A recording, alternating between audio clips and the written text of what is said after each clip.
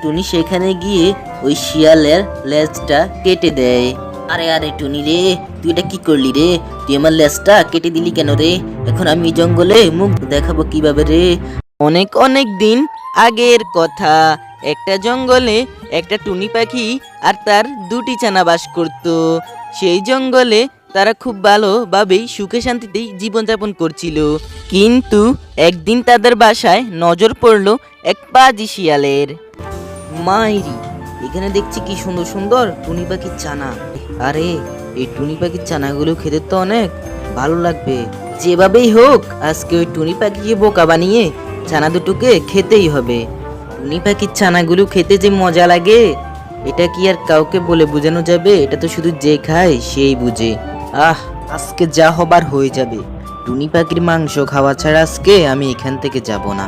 মাইরি,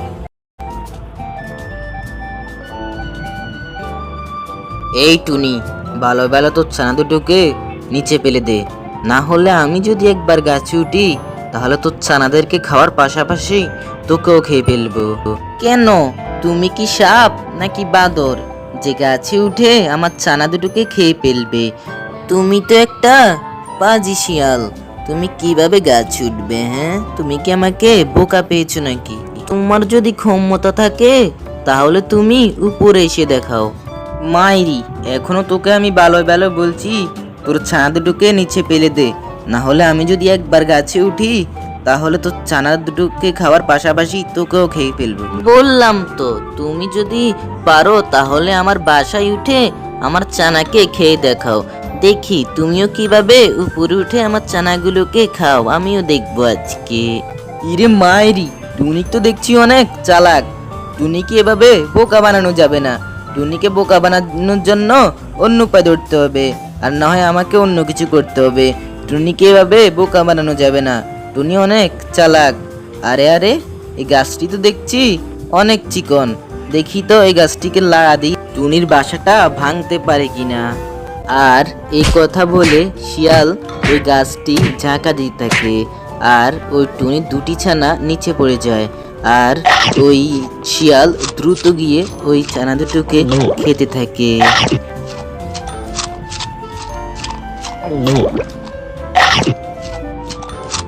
দেখলি তো টুনি, কিভাবে তোর ছানা দুটোকে আমি খেয়ে ফেললাম, মাঝখান থেকে তুই বেঁচে গেলি। আর তোকে বাঁচিয়ে রেখে ভালোই হয়েছে, কারণ তুই ডিম দিবি আবার বাচ্চা ফুটাবি, আর আমি এসে তোর ছানা দুটোকে আবার খেয়ে ফেলবো।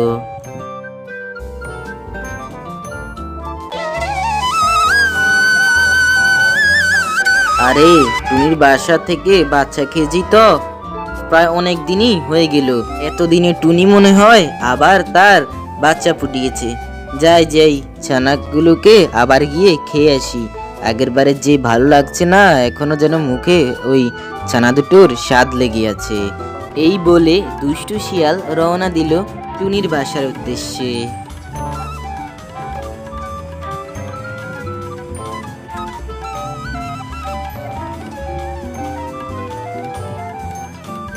এদিকে টুনি আবারও দুটি ছানা ফুটিয়েছে, আর আগের মতোই টুনি তার ছানা দুটোকে পাহারা দিচ্ছিল। আরে আগের মতোই তো দেখছি টুনির দুটি ছানা।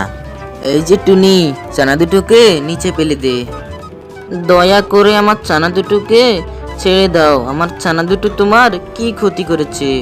তাহলে সোজা কথায় কাজ হবে না, গাছটাকে ঝাঁকি দেই, আর গাছ থেকে ছানা দুটো পড়ে যাবে, আর আমি খেয়ে এখান থেকে চলে যাই। আর এই কথা বলে শিয়াল ওই গাছটি ঝাঁকা দিতে থাকে, আর ওই টুনির দুটি ছানা নিচে পড়ে যায়। আর ওই শিয়াল দ্রুত গিয়ে ওই ছানা দুটোকে খেতে থাকে।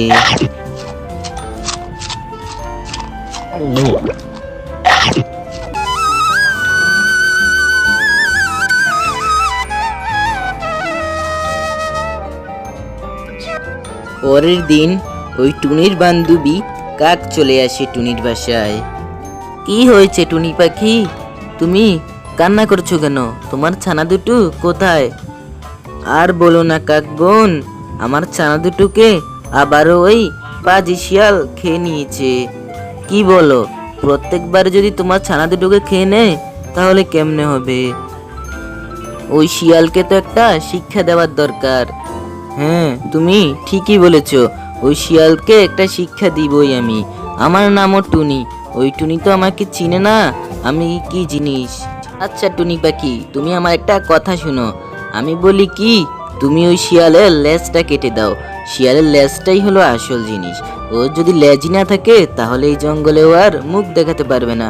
তুমি কি করবে, ওর লেজটা যখন ও ঘুমাবে তখন ওর লেজটা কেটে দিয়ে চলে আসবে। হ্যাঁ কাক বোন, তুমি এটা ভালো কথা বলেছো, আমি এটাই করব।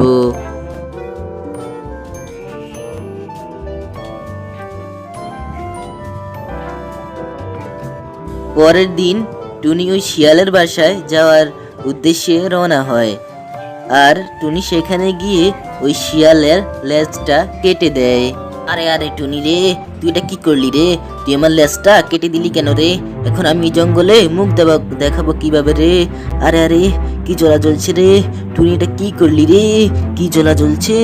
তারপর শিয়াল ব্যথায় ছটফট করতে করতে ওই জঙ্গল থেকে লজ্জায় চলে যায়।